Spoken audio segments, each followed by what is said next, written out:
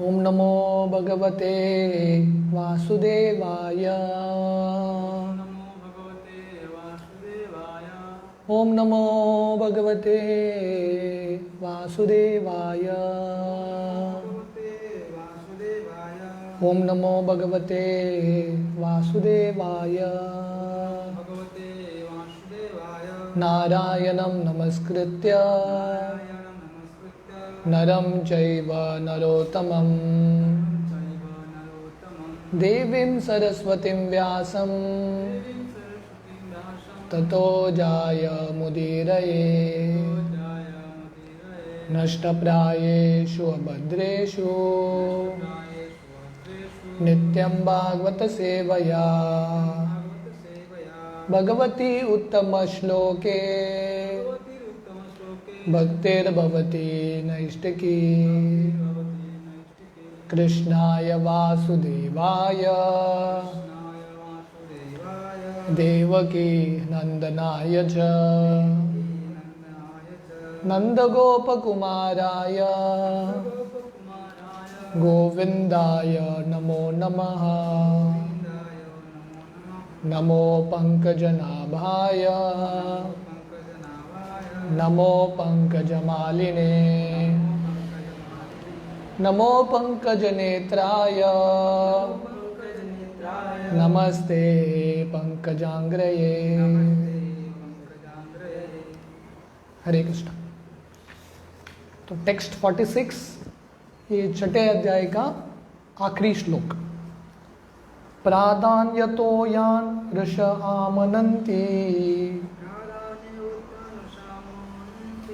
लीलावतारान् पुरुषस्य भुवना आपीयतां कर्णकषाय शोषान् अनुक्रमीयसे तन् इमां सुपेशान्। Translation: O Narada, now I shall state one after another the transcendental incarnations of the Lord known as Leela avatars. Hearing of their activities counteracts all foul matters accumulated in the year. These pastimes are pleasing to hear and are to be relished. Therefore they are in my heart. तो अब तक ब्रह्मा जी ये पूरे अध्याय में सृष्टि के निर्माण के बारे में बात कर रहे हैं। पुरुष अवतार, कारणोदक्षाई विष्णु, गर्भोदक्षाई विष्णु इत्यादि। तो अभी बोल रहे हैं, ब्रह्मा जी बता रहे हैं नारद मुनि को, अभी से मैं भगवान के लीला अवतार के बारे में वर्णन करूंगा। तो अगला जो अध्याय है चैप्टर 7, उसका शीर्षक है scheduled incarnations with specific functions. तो अगला अध्याय भगवान के अलग अलग अवतारों के बारे में है। तो जैसे यहाँ पे ब्रह्मा जी बता रहे हैं, अनुक्रमीयशे। अनुक्रमीयशे मतलब स्टेप बाय स्टेप, एक के बाद एक अलग अलग लीला अवतारों के बारे में वर्णन करेंगे विस्तार से। और भगवान के अवतारों के बारे में सुन के हमको क्या लाभ मिलेगा? अपीयताम कर्ण कषाय शोषाद। हमारे हृदय में जो अनर्थ हैं वो सब मिट जाएंगे। शृण्वता स्वकथा कृष्ण पुण्य श्रवण कीर्तन हृदयंतस्तो ही अभद्रानी विदुनोति सृत सताम। तो भागवतम के पहले स्कंद में भी वर्णन आता है, भगवान के बारे में श्रवण करने से जितने भी अनर्थ मिट जाते हैं। नष्टप्रायेषु अभद्रेषु नित्यम भागवत सेवया। जितने भी अभद्र हैं वो मिट जाते हैं। तो इसलिए ब्रह्मा जी बोल रहे हैं, ये जो लीला अवतार हैं वो मेरे हृदय में हमेशा उपस्थित है। इसलिए अभी मैं भगवान के लीला अवतारों के बारे में वर्णन करूंगा। Purport: As it was said in the beginning of Srimad Bhagavatam 1.5.8, one cannot be fully satisfied by hearing unless and until one is given a chance to hear of the transcendental activities of the Lord. तो अगर व्यक्ति श्रवण कर रहा है अलग अलग चीज़ों के बारे में, ये दुनिया में हमको बात करना अच्छा लगता है और सुनना अच्छा लगता है कि नहीं, अलग अलग विषयों के बारे में। पर ब्रह्मा जी भागवतम के पहले स्कंद में वर्णन आता है, जब तक व्यक्ति भगवान की कथा के बारे में श्रवण नहीं करता तब तक वो संतुष्टता पाता नहीं है। मच्चित्त मद्गत प्राण बोधयंत परस्परम कथयंतश्च माम नित्यम तुष्यंति च रमन्ति च। तो जो आनंद है और संतुष्टता है भगवान की कथा के बारे में सुन के ही मिलेगा. So Brahma ji is also trying in this verse to stress the importance of narrating the transcendental pastimes of the Lord as he comes and manifests himself here on the surface of the material planets. इसलिए ब्रह्मा जी ये श्लोक में बता रहे हैं कितना महत्वपूर्ण है भगवान की कथा के बारे में श्रवण कीर्तन करना. इसलिए भगवान ये दुनिया में आते हैं. यदा यदा ही धर्मस्य ग्लानिर्भवति भारत. भगवान बार बार आते हैं. संभवामी युगे युगे. बार बार क्यों आते हैं? अलग अलग अवतार के रूप में अलग अलग लीला क्यों करते हैं? ताकि हमको विषय मिले सुनने के लिए. इमेजिन करो कितने सारे अवतार हैं भगवान के और कितने सारे विषय हैं. तो ये हमारे भारत का संस्कृति है कि गांव-गांव में भगवान की लीलाओं के बारे में कथा होता था, कीर्तन होता था, नाट्य होता था. तो इस तरह से हमारा समय हम बिता सकते हैं. Every living entity has a tendency to hear pleasing messages, and as such, almost every one of us is inclined to hear news and talks broadcast by the radio stations. तो हर एक व्यक्ति को सुनना अच्छा लगता है. तो इसलिए लोगों को अलग अलग न्यूज़ चैनल देखते हैं, अलग अलग डिबेट देखते हैं.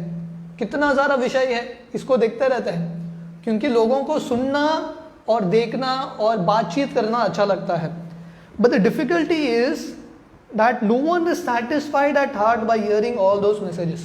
ठीक है, इतना सारे रेडियो चैनल है, कितने सारे टीवी चैनल है, कितने सारे न्यूज़पेपर हैं, अनगिनत न्यूज़पेपर. गोवा में ही इतने सारे न्यूज़पेपर हैं. इंडिया में कितने रहेंगे, पूरे विश्व में कितने रहेंगे. पर ये सब अलग अलग पुस्तक, न्यूज़पेपर, रेडियो चैनल सुन के कोई संतुष्ट नहीं होता. The cause is such dissatisfaction is the incompatibility of the message with the innermost stratum of the living soul. तो ये बहुत महत्वपूर्ण है. तो इतना सारा विषय हम सुनते हैं, देखते हैं. आजकल इतने सारे टीवी चैनल.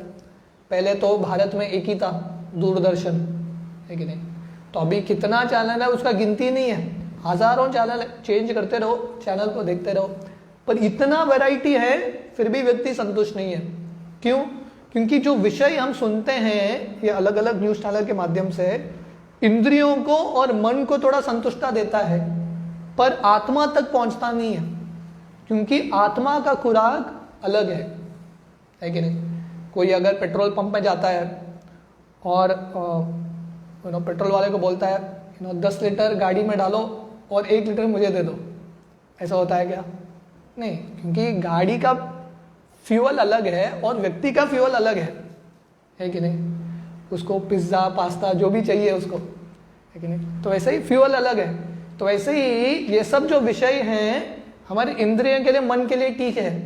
आत्मा तक ये जो विषय है पहुंचता नहीं है. आत्मा का खुराक है, जैसे ब्रह्मा जी यहाँ पे बोल रहे हैं, भगवान के बारे में सुनना. प्रधान यतो यान ऋष आमनंती लीलावतारान पुरुषस्य भूमना. भगवान के अवतारों के बारे में ध्यान से सुनना, वो हमारे आत्मा के लिए खुराक है. The cause of such dissatisfaction is the incompatibility of those messages with the innermost stratum of the living soul. This transcendental literature is especially prepared by Srila Vyasadeva to give the utmost satisfaction to the people in general by narration of the activities of the Lord as instructed by Shri Narad Muni to Srila Vyasdev. अरे अलग अलग radio station, newspaper की बात छोड़ो, व्यासदेव वेद लिख के भी संतुष्ट नहीं हुए. क्योंकि वेदों के माध्यम से, हालांकि व्यासदेव भगवान का ही गुणगान करना चाहते थे, पर अलग अलग डाइवर्जन भी आ गए वेद में, कर्मकांड, ज्ञानकांड इत्यादि. इसलिए नारद मुनि भागवतम के पहले स्कंद में उनका आगमन होता है और वे व्यासदेव को बोलते हैं कि आप ऐसा पुस्तक की रचना करो जो शुरुआत से अंत तक भगवान की लीला के बारे में ही बताए. डायरेक्टली ग्लोरीफाइंग कृष्णा, इनडायरेक्टली नहीं, डायरेक्टली ग्लोरीफाइंग कृष्णा. तो इसलिए ये जो पुस्तक है श्रीमद् भागवतम, ये सुन के व्यक्ति संतुष्ट होगा. Such activities of the lord are principally of 2 varieties. तो भगवान की लीला 2 प्रकार के हैं. One concerns the material manifestations of the material creative force and other deals with his pastimes in the form of different incarnations in different time and place. तो भगवान के 2 लीला के विभाजन होते हैं। एक भगवान का लीला जो भौतिक सृष्टि का लीला है, क्रिएशन पास्ट है, कैसे सृष्टि का निर्माण करते हैं, कैसे पंच महाभूत आते हैं, कैसे देवता आते हैं, इंद्रिया आते हैं इत्यादि। तो उसका वर्णन ये अध्याय में ब्रह्मा जी ने किया, पिछले अध्याय में भी हो रहा था। अगले अध्याय में जो करेंगे ब्रह्मा जी, वो भगवान के लीला अवतारों के बारे में, भगवान नरसिंह देव, भगवान रामचंद्र, इन सब अवतारों के बारे में ब्रह्मा जी वर्णन करेंगे। तो ये दो तरह के अवतार हैं, लीला अवतार और पुरुष अवतार। पुरुष अवतार मतलब कारणोदक्षाय विष्णु, गर्भोदक्षाय विष्णु, जो ये भौतिक प्रकृति को चलाते हैं, सृष्टि का निर्माण करते हैं। और लीला अवतार मतलब ये सृष्टि में भगवान आते हैं, लीला करते हैं भक्तों को आकर्षित करने के लिए। There are innumerable incarnations of the Lord, like the waves of the river flowing constantly in and out. तो भगवान के कितने सारे लीला अवतार हैं? अनगिनत। हालांकि साधारणतः लोग सिर्फ दशावतार जानते हैं, पर भगवान के अनगिनत लीला अवतार हैं। अगले अध्याय में हम देखेंगे जो अवतारों के बारे में हमने सुना ही नहीं, पृष्णि गर्भ, हयग्रीव, अलग अलग अवतार हैं, उसका विस्तार से ब्रह्मा जी अगले अध्याय में वर्णन करेंगे। तो वर्णन आता है जैसे हैं समुद्र में या नदियां में लहरें होती हैं, कितने लहरें होती है उसका गिनती है क्या? अनगिनत होता रहता है। उतना भगवान के अवतार हैं, अनलिमिटेड, अनंत। Less intelligent persons take more interest in the creative forces of the lord in the material world, and being disconnected from their relationship with the lord, they put forward many theories of the creation in the name of scientific research. तो कम बुद्धिमान लोग हैं, वो भगवान के ये भौतिक प्रकृति में ही रमते हैं। उनको ये भौतिक प्रकृति इतना आश्चर्य लगता है, इसमें ही फंसे हैं, वो समझ नहीं पाते हैं ये प्रकृति को बनाने वाले श्री कृष्ण हैं। मत परतरम नान्यत किंचित अस्ति धनंजय, मयि सर्वम इदम प्रोताम सूत्रे मणि गणाइव। तो भगवान गीता में बोलते हैं, मैं ये पूरे ये जो संसार है, अलग अलग चीजों को पकड़ के रखने वाला सूत्रधार हूं कृष्ण। तो लोगों को ये मणि दिखता है, ये भौतिक संसार ही इतना आकर्षक लगता है, वो उसके पीछे जो मूल है, कृष्ण है, उसको समझ नहीं पाते। जैसे हमने देखा है पिछले श्लोक में, उसके तात्पर्य में श्रील प्रभुपाद अलग अलग श्रेणी के लोग को बताते हैं, शाक्त, गानपत्यास, शौर्यस, शिव जी के जो उपासक है, फाइनली विष्णु के उपासक, और उसके बाद जो कृष्ण की आराधना करते हैं। तो जनरल कैटेगरी शाक्ता ही होते हैं, मतलब शक्ति को देख के वो उनको बहुत प्रलोभन आता है, बहुत आकर्षित होता है शक्ति को। तो इसलिए ऐसे लोगों को कोई गुरु आके थोड़ा शक्ति दिखाएगा, तुरंत उसको भगवान स्वीकार कर लेंगे, है कि नहीं? पर लोगों को पता नहीं है इन सबसे श्रेष्ठ श्री कृष्ण है। The devotees of the Lord, however, know well how the creative forces work concurrently by action and reaction of the material energy of the Lord. इसलिए भक्तों को भगवान के बारे में ज्ञान है और ये सृष्टि के निर्माण के बारे में भी ज्ञान है। तो इंग्लिश में इसको बोलते हैं जैक ऑफ ऑल ट्रेड्स, मतलब हर चीज के बारे में पता है भक्तों को।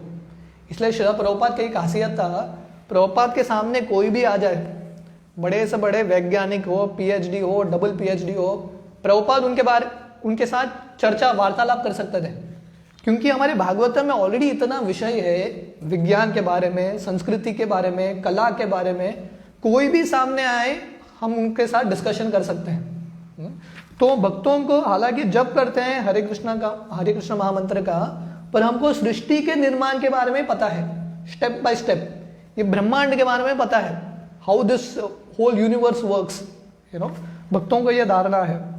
तो इसलिए प्रभुपाद लिख रहे हैं, the devotees of the lord know well how the creative forces work concurrently by action and reaction of the material energy of the lord. भक्तों का पता है कि कैसे सृष्टि का निर्माण स्टेप बाय स्टेप होता है भगवान के अनुमति के अनुसार। Therefore, they take more interest in the transcendental activities of the Lord as He incarnates Himself on the surface of the material world. इसलिए भक्तों को बहुत आकर्षण है भगवान के लीलाओं के प्रति। हाँ, भगवान जब भी आते हैं अलग अलग लीला करते हैं, हर एक लीला अवतार के प्रति भक्तों को बहुत आकर्षण है। Shrimad Bhagavatam is the history of such activities of the Lord, and people who take interest in hearing Srimad Bhagavatam clear their hearts of all mundane filth. तो श्रीमद् भागवतम भगवान के अलग अलग लीला अवतारों के बारे में और उनके साथ जुड़े हुए भक्तों के कार्यों के बारे में वर्णन है, इतिहास है। इसलिए जो व्यक्ति श्रीमद् भागवतम सुनने में, पढ़ने में रुचि लेगा, उसका हृदय धीरे धीरे पवित्र होगा। There are 1001 rash literatures on the market, but one who has taken interest in Srimad Bhagavatam loses all interest in such filthy literatures. तो आप मार्केट में जाओगे, हजारों लाखों किताब मिलेगी। एक लाइब्रेरी में जाओ या पुस्तक खरीदने के जो दुकान है उसमें जाओ, इतने सारे पुस्तक हैं, व्यक्ति कंफ्यूज हो जाएगा क्या खरीदना है कि नहीं। पर ये श्रीमद् भागवतम पढ़ेंगे, बाकी चीज में हम इंटरेस्ट खोलेंगे। Shri Brahma ji is thus attempting to narrate the principal incarnations of the Lord so that they may be drunk by Narada as transcendental nectar। इसलिए ब्रह्मा जी नारद मुनि को अभी अगले अध्याय से भगवान के लीलाओं के बारे में बताने का वर्णन करेंगे, कोशिश करेंगे, क्योंकि ये कानों के लिए अमृत है, nectar for the years. Soon this way, इस तरह से ये छठा अध्याय समाप्त होता है। पर क्विकली मैं ये पूरे अध्याय को जस्ट समराइज करूंगा। ये अध्याय में हमने क्या क्या देखा। तो हालांकि ये अध्याय थोड़ा टेक्निकल अध्याय था, लेकिन टेक्निकल जब भी सृष्टि का निर्माण का वर्णन आता है या विराट रूप का वर्णन आता है, थोड़ा टेक्निकल होता है। सो इन प्रिंसिपल हम समझने का प्रयास करेंगे। तो ये अध्याय में टोटल 46 श्लोकास है। तो ये अध्याय का पहला 16 श्लोक पिछले अध्याय में चैप्टर 6, इन टेक्स्ट चैप्टर 5 नारद मुनि अलग अलग प्रश्न पूछते हैं ब्रह्मा जी को ये सृष्टि के निर्माण के बारे में। एक प्रश्न था उनका यच्च का मतलब है ये ब्रह्मांड जो है किस चीजों से बना है, what is this composed of, क्या क्या अलग पदार्थ लगते हैं। तो उसका वर्णन करते हुए ब्रह्मा जी बताते हैं कि कैसे गर्भोदक्षाई विष्णु के अलग अलग अंगों से अलग अलग ब्रह्मांड की चीजें आती है। जैसे हमने देखा कि विराट रूप या गर्भोदक्षाई विष्णु के जो बाल हैं, सर के ऊपर के बाल हैं, वो बादल के समान है, राइट। उनके जो वेन्स हैं, जो नसें हैं, वो नदियों के समान है। तो इस तरह से ब्रह्मा जी ने तुलना बताया कि कैसे ये भौतिक दुनिया भी, ब्रह्मांड भी, उसके अलग अलग पदार्थ गर्भोदक्षाई विष्णु के अंगों से ही आते हैं। So that is the first section, which what is the universe composed of. ये पूरा ब्रह्मांड किससे बना है? भगवान श्री कृष्ण से ही बना है, विष्णु से ही बना है। That is the first point. उसके बाद टेक्स्ट 18 to 22 ये दूसरा एक विषय ब्रह्मा जी समझाते हैं, एक पाद विभूति त्रिपाद विभूति। अगर आपको याद है हमने इस पे काफी श्लोक डिस्कस किया था। एक पाद विभूति का मतलब है 1/4 part of the lord's creation. भगवान का अगर सृष्टि 100% है तो 1/4 जो भौतिक दुनिया है, भौतिक प्रकृति है, उसको एक पाद विभूति बोलते हैं। और त्रिपाद विभूति मतलब स्पिरिचुअल वर्ल्ड, 3/4। और प्रभुपाद ने तात्पर्य में समझाया दोनों में फर्क क्या है। ये एक पाद विभूति हमेशा अंधकार में रहता है, त्रिपाद विभूति हमेशा ब्रह्म ज्योति, भगवान के शरीर से जो कांति है उसमें हमेशा प्रकाश में ही रहता है। एक पाद विभूति में जो रहते हैं वो बद्ध जीव है, जिन्होंने भगवान के विरुद्ध विद्रोह करके यहाँ पे आए हैं। It's like a prison house. और त्रिपाद विभूति में हर एक व्यक्ति लिबरेटेड है, नित्य मुक्त आत्मा। और ब्रह्मा जी ये बताते हैं कि जो लोग काम वासनाओं से पूरे तरह से मुक्त हैं वो एक पाद विभूति से त्रिपाद विभूति भगवान के आध्यात्मिक जगत में प्रवेश कर सकते हैं। उसके बाद अगला सेक्शन 23 to 30 बहुत महत्वपूर्ण है। ब्रह्मा जी उनका स्वयं को उदाहरण देते हैं। अभी तक तो बताया उन्होंने कि ये पूरे मटीरियल यूनिवर्स का कॉज भगवान कृष्ण है, गर्भोदक्षाई विष्णु है। वो खुद का उदाहरण देते हैं कि जब उनका जन्म होता है गर्भोदक्षाई विष्णु के नाभि में से, वो ढूंढ रहे हैं मैं कौन हूँ, मुझे क्या करना है, और कोई है ही नहीं। भगवान है, गर्भोदक्षाई विष्णु और ब्रह्मा जी हैं, और कोई है ही नहीं। अभी उनको यज्ञ करना है, तो यज्ञ करने के लिए भी सामग्री गर्भोदक्षाई विष्णु के अंगों से ही लेते हैं। तो ये बताते हैं ब्रह्मा जी उनके खुद के उदाहरण से see ultimately everything is coming from Vishnu, भगवान विष्णु से ही ये पूरा दुनिया का निर्माण हो रहा है। उसके बाद नारद मुनि का और दोष प्रश्न था, यद अधिष्ठानम यद परम। यद अधिष्ठानम का मतलब है ये पूरे ब्रह्मांड के शेल्टर कौन है, हु इज दी शेल्टर, निधानम, ये पूरे ब्रह्मांड के।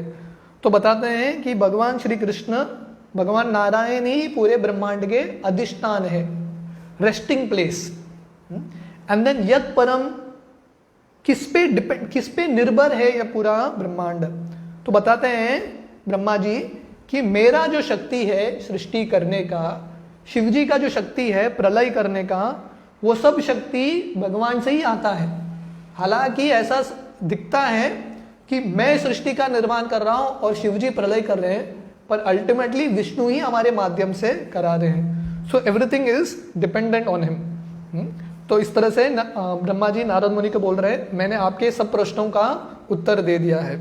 और आगे बताते हैं कि भगवान को पूरे रूप से समझना बहुत मुश्किल है, फिर भी कौन भगवान को समझ सकता है, जिसने भगवान के चरण कमल का आश्रय लिया है।